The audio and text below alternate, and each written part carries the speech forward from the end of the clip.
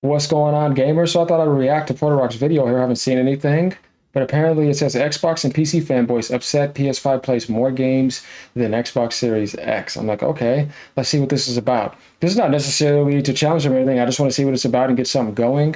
There's not a whole lot of content out. I do have another Helldivers video, but I want to wait on that for the morning because we do have a lot of Helldivers content. But hey, keep it coming, y'all. Loving it. Let's see what this is about. Let's go. Pony, sit down.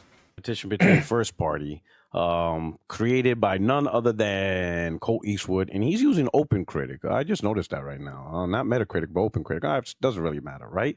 And he was trying to compare the games released this gen between funded games by Xbox first party versus funded games by PlayStation first party, right? And if you look at the list, there's even games on the list that launch first on PlayStation, like Deathloop, Ghostwire Tokyo. Those were actually like timed exclusives for Okay. PlayStation, stuff like that, right? And then he's including games like Modern Warfare, which at the time was, I think, not even under first party, but whatever, right? He gets it. Pretty much everything owned by Xbox belongs to Xbox now, and then you have everything owned by PlayStation and stuff like that, right? So he looks at the quantity of games and then the aggregate score, and then he puts up, what's coming versus pretty much what's coming, right? So 4 games coming up for Xbox and 2 games coming up for PlayStation, right? And given at the time this was before Lost Soul Aside launch, right? Okay. So I look at this list, right, and I'm thinking, given the environment that we're in today, like, what is the point of this discussion, right? Like, when we used to discuss first party games, it was because of the competition between the first party providers, right? Sega In those times, yeah. Nintendo was still like that. versus Nintendo versus PlayStation versus Xbox, and any combination of that, right? Each platform had their first party games, which were exclusive to that platform, Okay. and that's really the competition, right? Like you look at, let's go back to PlayStation 2 versus. Now I'll do a more successful Gen 4 Xbox. We'll use 360, right? With 360, a lot of people bought 360 over the PS3 because of Halo 3, Gears of War, right? Mass Effect, which at the time And the cell processor made it ridiculous. Even though Infamous at launch was a nice game, or Resistance at launch was a nice game, that's not enough to justify that price. I mean, the 360 was definitely more attractive, and people were getting the Wii too, remember, and the DS. So there was a huge market going on there. But back then, probably people probably weren't aware of that stuff like it is today, because this wasn't like that back then. YouTube was also totally different. were timed exclusives, and some of them wasn't even Xbox first party titles, but you get the point, Yeah. versus Resistance and Uncharted and stuff like that, right? It wasn't until later towards the years when PlayStation started pushing, Demon Souls, Uncharted 2, God of War 3, The Last of Us, Infamous, that Which was kind of inspired by Xbox's Gears of War and Halo. So because of Microsoft, they responded that way. But Microsoft was ahead of them in the first party in that sense for the 360. Considering how long Sony's been in the industry since PS1 to PS2 to PS3, how did you let Microsoft outdo you first party like that? But they were launching games in the 97 meta brackets a lot and selling 10, 11. Yeah, it was good like that. So Sony had to respond to that. And that's why I tell people, even though they can say what they want about Last of Us and Overback, but guess what? A lot of its getting the cover situations came from Gears of War. Yeah, and then Killzone was a response to Halo. So that's where Sony wasn't really as innovative as you thought, but they were always good at moving hardware. I just have to say that because I've noticed that, and if it wasn't there, there was something that Nintendo was doing, like we see now. Though I like the route Sony's going now. Like I think they could be fine if they get this going and working the right way and get their first party back together. Um, but that's just something I wanted to add in. the exclusives was given a more of an edge. I even throw in Metal Gear Solid 4, which was a Yeah. big hit, right? So that's really how the battle goes. And one thing I gotta say, just to be genuine, even though Sony did do that, they managed to find a way to get those games eventually over time Game of the Years and to sell a lot more. And look at them now. So they did find a way to make that work. It's not like they failed doing that. No, they made a dumb live service goose chase decision. We all know where that went.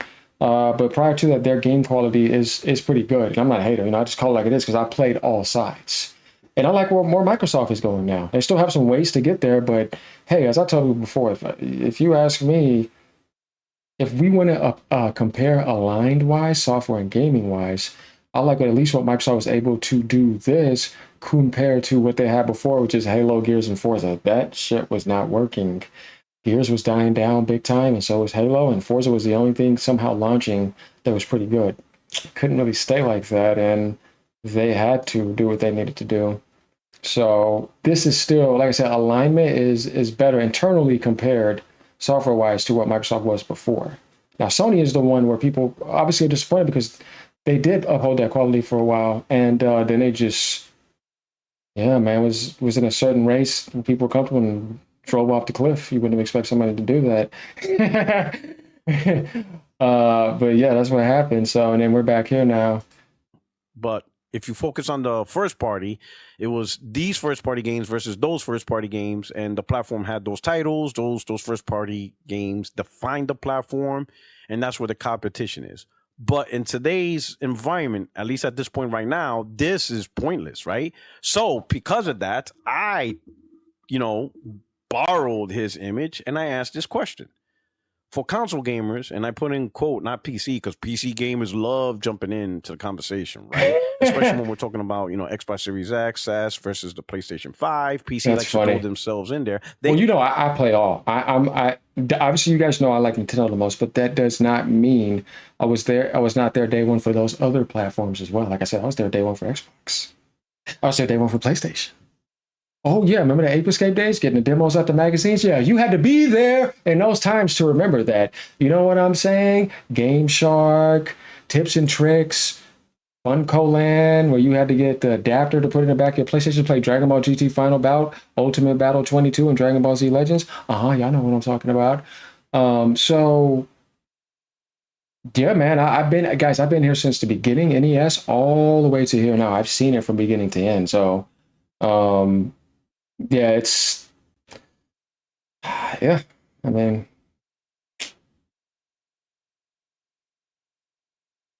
that's why I speak from all fields. From my tell people, at least when I'm speaking, you know that I've been on that platform, I've experienced it. I've been on this platform, experienced it. I try to experience everything. It's not about exclusives only. It's about good video games regardless. I'm there for good video games more than anything. But somehow Nintendo has to have the best games for me and exclusives. Just mostly everybody mostly thinks that, but it's why it sells.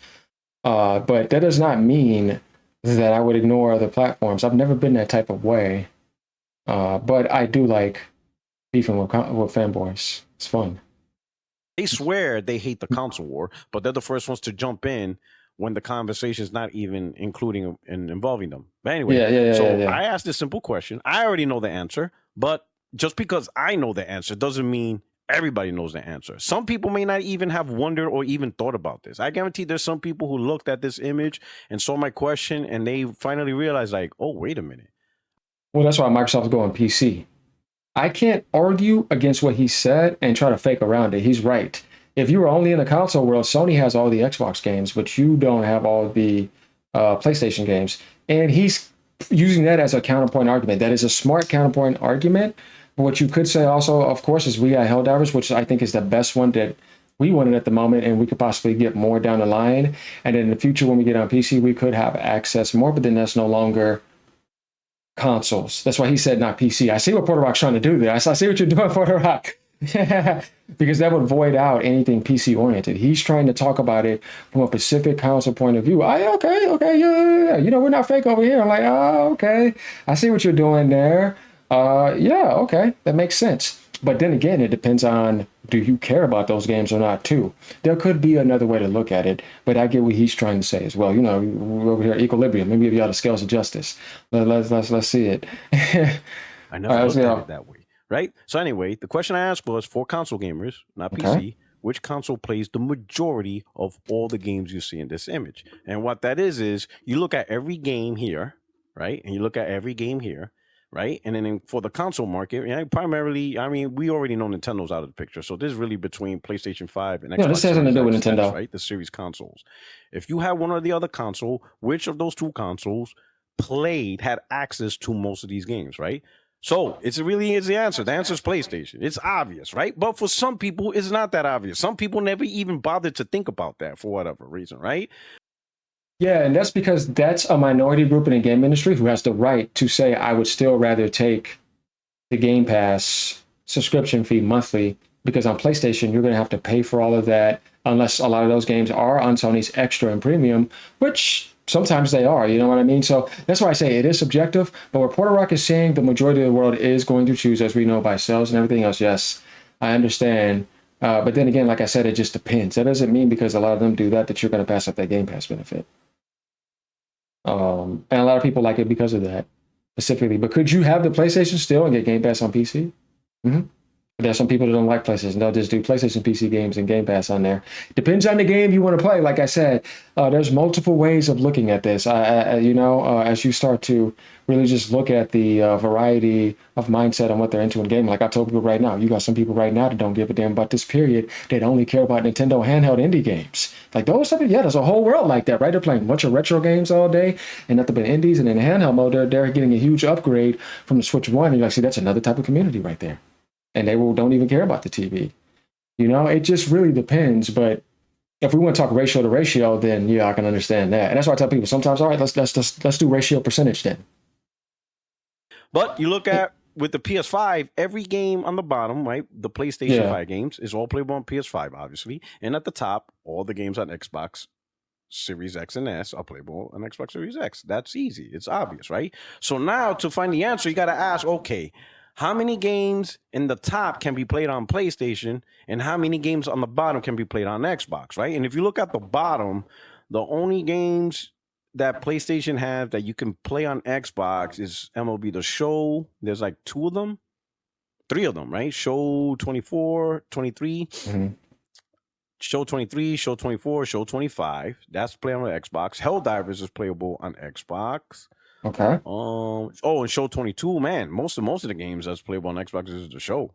So pretty much MLB The Show, all of them.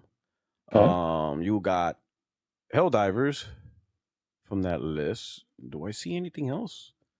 There's more coming up. We know we got, I don't know, Fair Games launching, but any other live service game and whatever else they said outside of that. We're going to see that first, though. But I get what Porter Rock's trying to say here.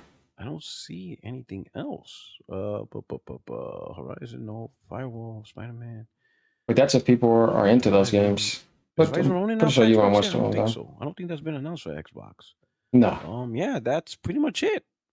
It's just MLB The Show and Helldivers. So if you're on Xbox, that's literally the only thing you get out of this list. Now, who knows what's gonna happen 2, 3, 4 years in the future with Sony, the way they're Smart, moving, right? Maybe more of these games will reserving ammo, smart, and reserving his place for the media. Porter Rock's not dumb.